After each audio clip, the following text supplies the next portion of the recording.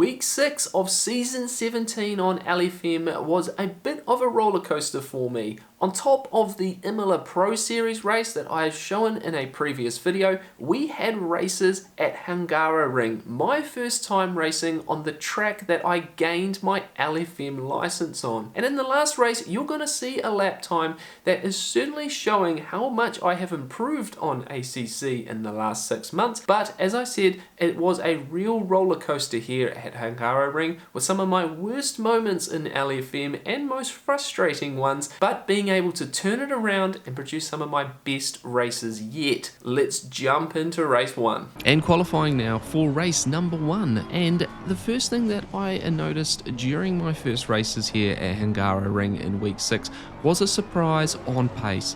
There was some real pace in this BMW around this track, and it gave me a lot of confidence as I got into these very first races. Now, qualifying here for this first race was a 1:43.587, and it was good enough for a P6 start of this split one day race. And we're going to come to the start line now, and we've got some very quick cars around us. You can see I'm door number 14, so I'm a little bit out of place here around some of these higher ELO cars. We get a really good start. We're going to come down and cover the inside off, but there is a little bit gap there, and I get swarmed by 2 cars on the outside and inside, unfortunately making a bit of contact with the Mustang, trying to leave a little bit of space at the apex for the McLaren behind, and unfortunately we get spun at turn number 1. We're going to look at it from the overhead. You see I'm a bit cautious coming down to turn number 1. The McLaren puts his nose in, and I try to leave some space, but being 4 wide there was nowhere really for me to go, and the bump with the Mustang on the outside there slows me up, and with that McLaren right on my bumper, we make that little bit of contact, and that turns my car around. Now unfortunately this bump here with the Mercedes gives me about 8 seconds of front end damage, and I'm going to have to be carrying that for the rest of the race. It's a bit of a mindset shift, it's a bit of a frustrating moment for me, and unfortunately race 2 wasn't going to be much better. But for the rest of this one, we quickly get back to P16. I have these 4 cars in front who are all fighting amongst each other, slowing me up a little bit here, and the next car up the road is a few seconds away. So I was quite keen to get by these guys, and I had plenty more pace compared to them. So we decide to pit early and perform a big undercut strategy here, hoping to be able to hold on to the tyres for the rest of the 36 minutes of this race. And for the most part that really worked. As the pit stop cycle completed, I found myself 7 seconds in front of that train of cars that I was initially behind, but still a really big gap to those cars in front. And in the end the tyres really did go away, with a bit of a last lap battle here versus the number 15 Mercedes, who had gained that 7 seconds on me, and I was really struggling the last part of this race, obviously with the damage as well not helping. We come to the chicane here, and unfortunately I get a bump from behind, runs me wide at the chicane, and that allows me to keep going though, fortunately, and that Mercedes yields the rest of the lap. No real pressure for the rest of that one, and we are going to come through to finish that one in P12. A bit of a recovery drive from the back of the field and gaining a little bit of elo, but obviously that result could have been significantly better. Race number 2 now, and I have qualified once again in position number 4. A low strength of field for this one though, and I'm actually door card number 4 for this race. It was a sloppy qualifying, made worse by the fact that after a Windows update I'd actually lost a bunch of my ACC drive features. As I was on the start line for the actual race, I realized that I did not have a radar for the start of this one, which was really putting me off, and I was a little bit flustered unfortunately at the start.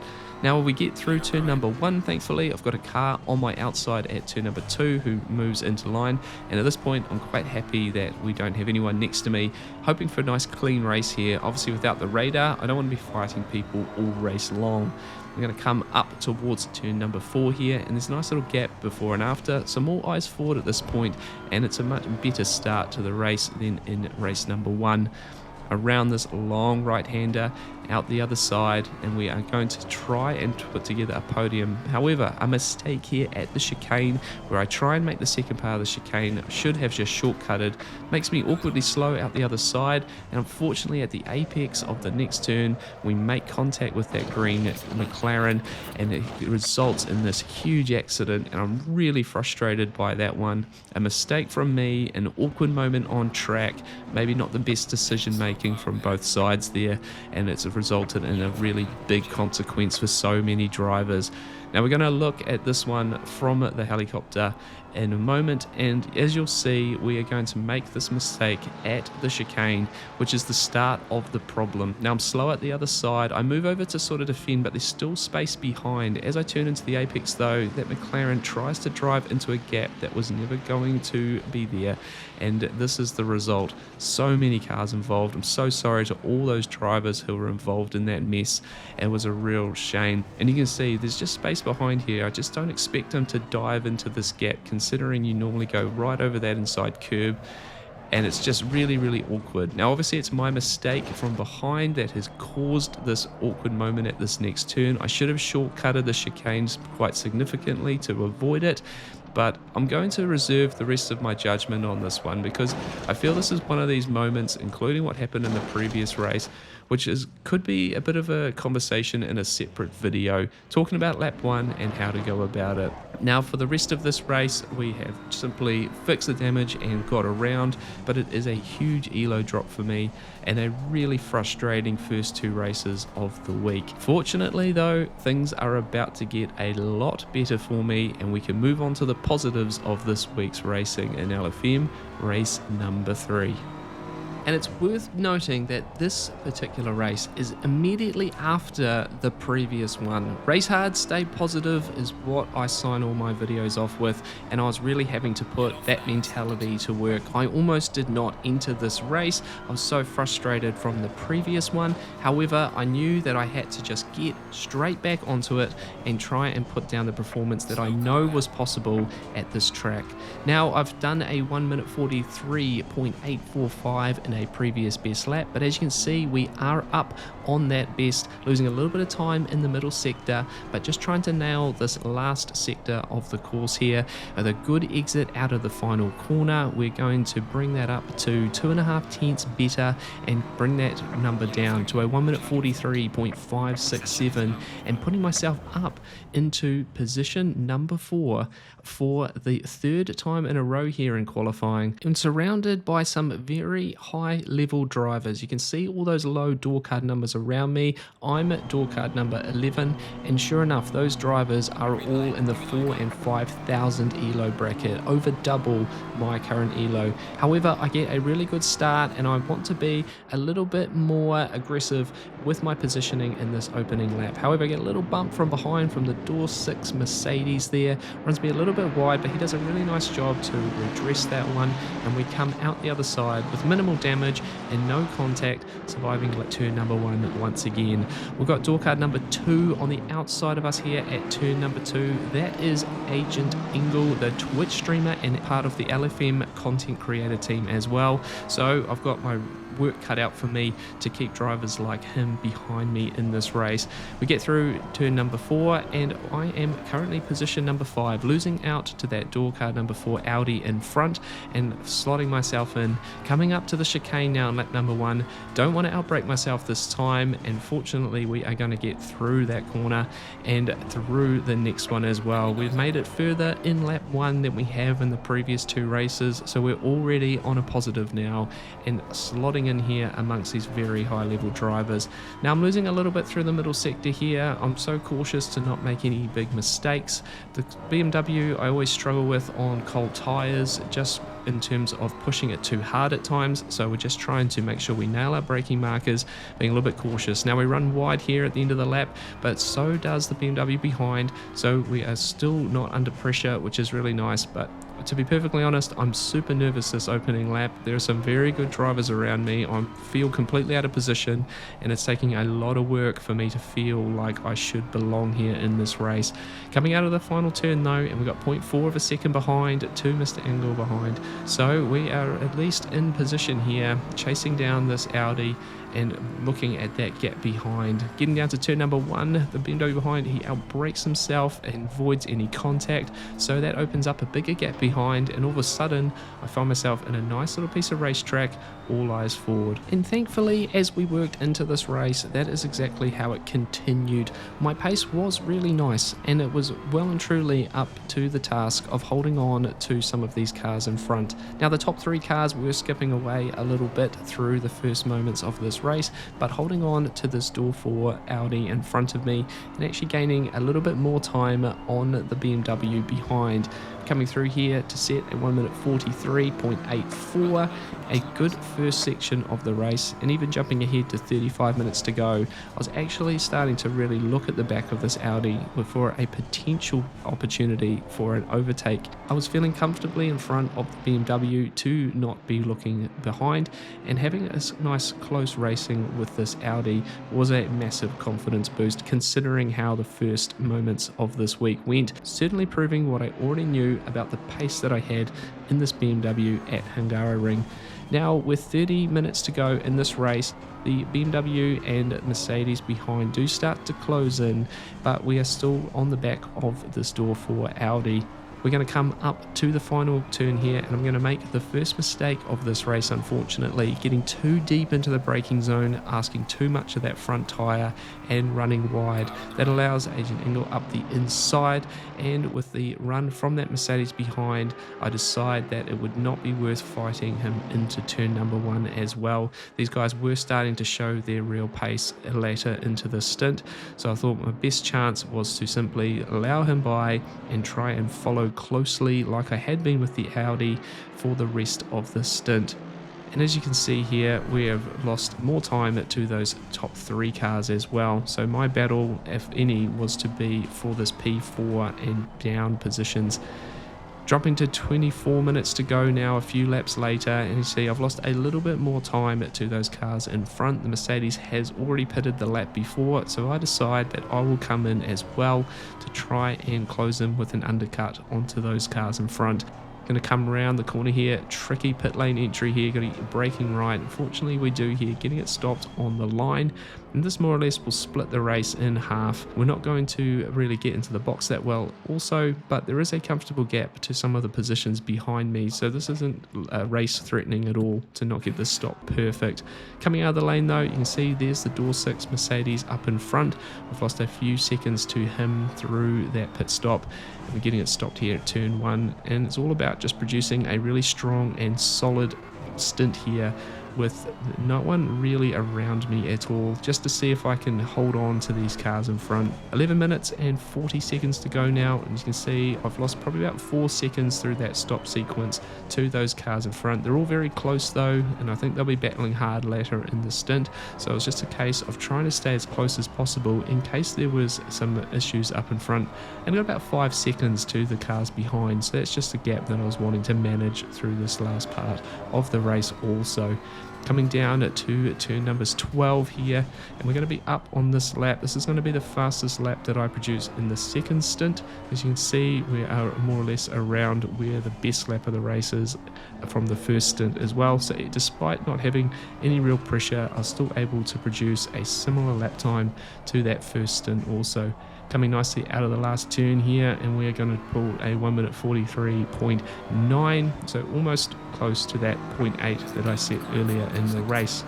Now up ahead though, that fighting was definitely starting to escalate. You can see there even the pink and green BMW was involved in all of that, having got a drive-through earlier in the race.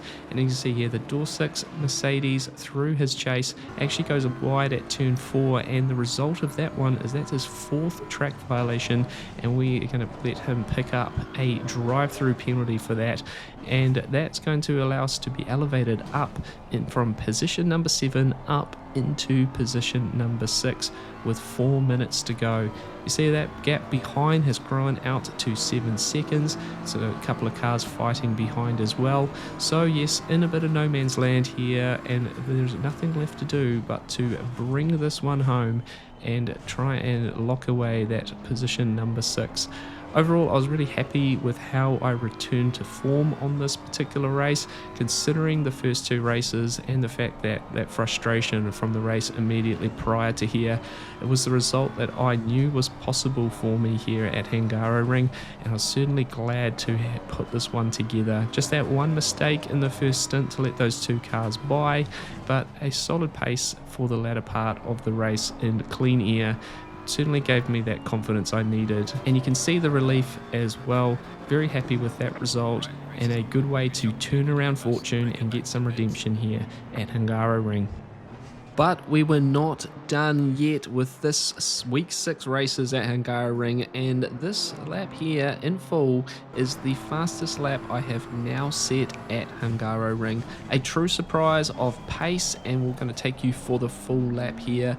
9 minutes to go in this qualifying session, 21 degrees. Now we've come out of turn number 1. We're going to get hard under brakes into turn 2, trying to hug that apex and get on throttle as early as possible to get the car rotated. Full throttle through turn 3, running it wide, avoiding the track limits there. 2.5 tenths up on an already 1 minute 43.47 on this lap. Hard over the apex of turn 4, trying to be cautious with track limits at the outside there. Again, hugging that inside apex at turn 5, running it all the way out to that exit curb. Now, through the chicane, lots and lots of that first part of the chicane. I was getting better at doing that through the week and avoiding the track limits there.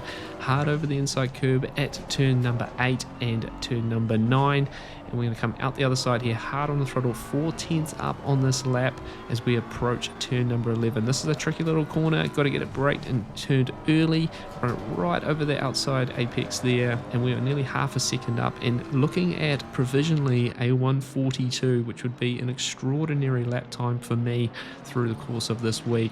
Only the final sector to go now. Down first gear to get the car rotated at the inside apex there. Really tricky on the corner exit there. We're losing a little bit of time, unfortunately, through this last sector. Running a little bit wide at the last corner, trying to get it rotated, and a decent exit there. We're going to go 3.5, nearly 4 tenths up, and actually produce a 1 minute 43.08 second lap. A good enough for P5 here around some very, very fast drivers. Now, to put that in context, that is better than a 101% lap time around Hungaroring, where my license run was 105%. Huge increase here. Really, really enjoying this track in the BMW. Race start now though, and we're going down to turn number 1, hugging that inside. I don't want to leave any inside space for the McLaren behind. On the outside there, I've got door card number 8 BMW. He's going to have the inside run now into turn number 2. Very hard to go around the outside of turn 2, and behind the Mercedes and McLaren, they get contact there as the Mercedes outbrakes himself into T2. Coming through turn 3 now side by side, I've got a lift to leave space, and that allows that BMW to drive around the outside of me as we approach up into turn number 4 with that door 15 Mercedes now behind there in position number 7. Now, interestingly though, despite the qualifying pace that I had, my race pace didn't really feel the same. I didn't have as much confidence in the car. You can see after a couple of laps, I'm already a couple of seconds down on those cars in front. I expected a lot more race pace than I actually had. Now, it wasn't all terrible. I've done a 43.9, but I just expected a lot more through the first part of this race, and it ended up with being quite a close battle with this purple McLaren behind. He's putting a lot of pressure on me, and I in no circumstance was moving forward to those cars in front. So this was where the first stint battle was. It was really good racing. I could not make a single mistake, otherwise that McLaren was always going to be there to jump in. Even coming through the last sector corners here, with 30 minutes into the race, and he's still really on my tail. We're approaching some lap traffic as well, but overall I was actually really enjoying the battle here, and it was close racing. It was clean, there was no silly lunges, and it was just a case of both of us trying to drive at the limit. I've improved my pace here to a 1:43.6, but the McLaren behind, at every time I increased pace and improved, so did he. We were both building into this race at a very similar level. Now we catch this back marker here. I actually missed that indicator when I was in the race, almost collecting him from behind, and it was only in the replays there that I actually noticed he had the indicator on. And here 23 minutes of the race still to go, and you can see that McLaren is still really close behind. I've pulled a little bit of a margin, slowly working this car out in a way, and fortunately putting a tiny bit of breathing room, not enough to relax, but just enough to prove that what I was doing was enough for this first stint. As we come around the last corner here, we're actually going to see the 4 cars that are in front of us at this stage of the race all come into the pit lane, and I have got a couple more laps of fuel in the car, and the pace is half decent, a 43.8 there late into this first stint. So we take the lead. The following lap, we both decide to come into the lane. Tricky pit lane entry here, pressure from behind, and as you can see, I am all locked up here trying to get the car stopped over the line, and 56k an hour at the control line is what my ACC drive pit lane limiter indicator is showing me. I'm super confident that I have a pit lane drive through. However, as I exit the lane, just like my Watkins Glen Pro Series race, the penalty does not come. I'm really surprised that I didn't get one. I know someone in the comments of a previous race has suggested it's the speed as the rear wheels go over the line. I still can't work it out though, and I'm so confident I was going to get a pit lane penalty. I've had to make a really quick mindset shift here to get back into this race and change the thought pattern of still trying to compete here. We're going to jump ahead to 11 minutes and 50 seconds to go now, and we can actually pull a bit of a gap. The McLaren behind, I believe, fixed the damage that was caused by that collision at turn 2 with its Mercedes, so he's actually dropped behind the door card number 6 Ferrari, and I've got a few seconds on that Ferrari, working really hard to try and hold on to that advantage. 10 minutes to go now on lap number 20. We've got a spin up in front for position number 4 at the door card number 2 Ferrari. He's made a big mistake out of the chicane. Careful on the rejoin there, almost a bit of contact, and we move up into position number 5. Now unfortunately the Ferrari manages to get back on track just ahead of that door 6 and door 7 cars that were immediately behind me, and it was a shame because that meant that he was a clear air to chase me down for the last 10 minutes of this race. I'm not sure what sort of damage he was carrying at all, but it was quickly apparent that he was still fast and he was going to be making some gains. It's going to be a very high pressure 9 minutes left of this race. It's certainly given me some extra motivation to try and drive the best that I can. The best you can do is the best you can do, and that was my mindset here. Put together 9 minutes of really good driving and see what came of it. 5 minutes and 50 seconds to go here. You can see I'm going to come round to produce nearly a personal best for the race into the 43.6s, so a good lap from me, but you see behind a 43.39, so whatever I was able to do, he was able to improve. Coming through the chicane here, and you see I'm actually up on this lap as well, 2.5 tenths, but still that door number 2 Ferrari is continuing to catch me. I'm also running 2 track warnings as well, so I have a little bit in hand, but I can't be too aggressive. Coming through here to do a 1 minute 43.45 in race trim late in the race, but a 43 flat for that Ferrari. Whatever I could do, he could do better. 1 minute and 40 seconds of this race still to go, and he's right in there, half a second away. There's 2 racing laps left. You see coming into turn 5, he's now right on the bumper, and we are very much in race mode. Are we able to hold on to a top 5 position here? We're going to have to see. We're coming round the final 2 turns of the second to last lap, and we're going to stay on board here for the duration of this final lap. Will I be able to do enough and hold on to this P5? Now I know the Ferrari's strengths and I know its weaknesses. Obviously I spent a lot of time driving the Ferrari early on, and this is not the first time that I have battled a Ferrari with my BMW. So I knew where I had to be good to stay in front of this car. Sector 1 was a really strong point for the BMW, really good corner exit from turns 1 and turn 2, and you can already see the better rotation mid-corner of the Ferrari. He closes in, but if I can get my exit right, I always pull enough of a gap to make the next corner not a problem into the braking zone. It obviously meant I had to be really good on corner exit. Coming up to turn number 4 here, this was a really tricky corner for me, and I'll throw it over there. I'm not too worried about the cut, however I don't pick one up, which is really good, and we both go wide here at turn 5, and I thought that was was going to be the mistake that ruined my race, but he followed me deep into that corner. Now we get it stopped enough, get it over this inside apex, turns 6 and 7, out turns 8 now as well. Again, late in the stint, these corners were really tricky with understeer. Just wanted to get to the apex and try and nail the exit, which I was doing enough of. You see I'm actually 0.4 of a second down on my best, so it's a bit of a sloppy lap, but I'm just being cautious on entry and trying to nail exits here.